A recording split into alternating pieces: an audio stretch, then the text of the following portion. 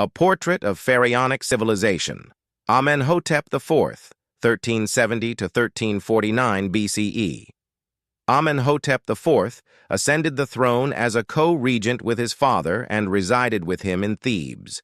From the moment he gained some authority, he began contemplating the call to worship a single god, Aten, which he defined as the inherent power within the sun's disk. Aten was not foreign to Egypt, as his name was known since the Old Kingdom, appearing in pyramid texts over 1,000 years before the birth of Amenhotep IV. The worship of the sun and the form of the solar disk emitting its life-giving rays was also familiar during the reign of Thutmose IV. Amenhotep built a temple near the Karnak temple and at the beginning of his reign honored all gods, particularly those associated with sun worship, such as Ra and Horus of the horizon, Horemakhet.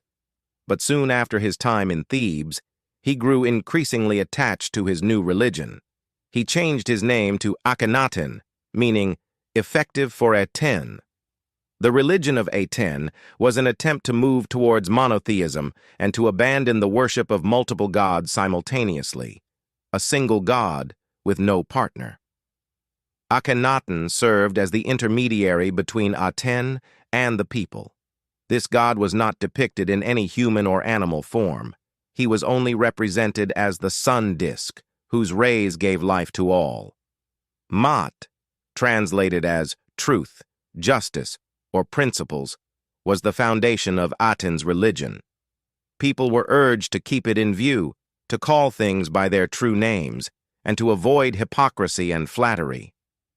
The religion of Aten was not intended solely for Egypt. It was a universal faith. Through Aten, fish thrived in the seas, beasts roamed the jungles, reptiles rested in their stones, and plants grew in the fields. Unlike other gods, Aten had no wife. It is known that Nefertiti was the driving force behind this entire religious movement. However, her name was not associated with any position in the Temple of Aten, and she had no unique role in this religion. Among Akhenaten's hymns to the god Aten is a hymn that almost appears to have been transposed into the Psalms in the Torah, as noted by the prominent American historian James Henry Breasted. Such admiration has led some modern researchers to venerate Akhenaten, elevating him nearly to the level of the prophets. This remarkable man, at that early point in human history, was able to call for a near monotheism and write extensively about it. Akhenaten was a philosopher and thinker, one of the best philosophers and thinkers of the ancient world.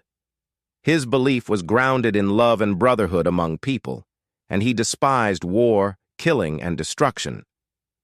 The name Akhenaten and his religious revolution will remain prominent in the history of world thought forever.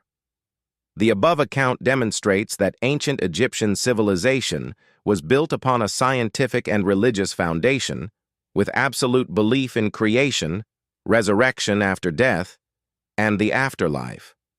Where did this certainty originate?